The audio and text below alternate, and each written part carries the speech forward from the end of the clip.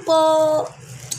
Medyo masama ang ating pakiramdam. Parang meron tayong ubo at saka sipon. Kaya ito po, magkakape tayo. Pero, lalagyan natin ng kalamansi.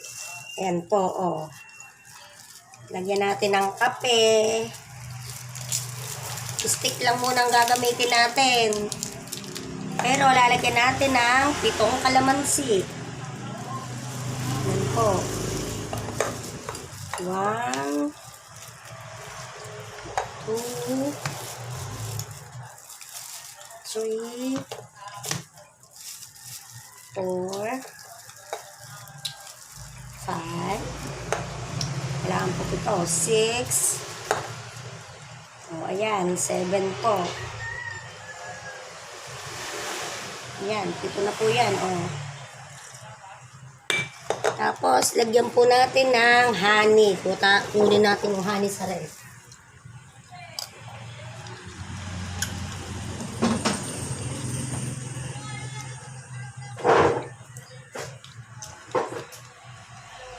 Lagyan po natin ng honey ang ating kape na may kalamansi.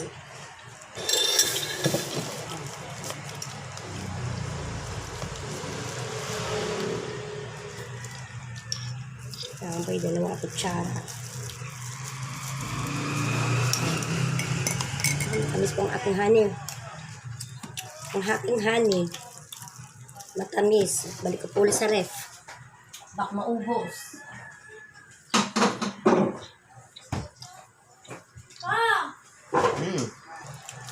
Tapos ito po ang ating almusal. Kamote. Yung kamuting kahoy po. Tapos nilagyan siya ng yung sangkaka, yung matamis. Ito po, oh. Tikman natin. Balinghoy po ang tawag dito.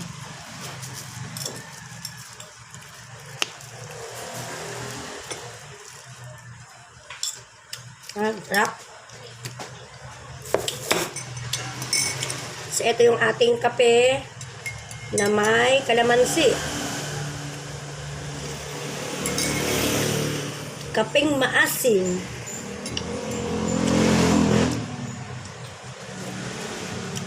Alit. Ito po, napakainit.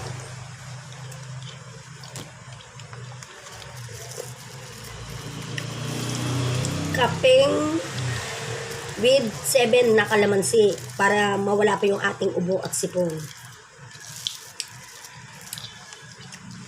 Asim po. Sobrang asim.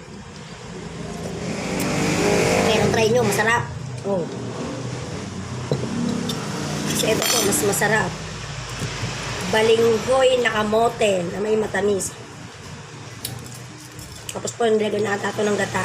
Kama linamnam.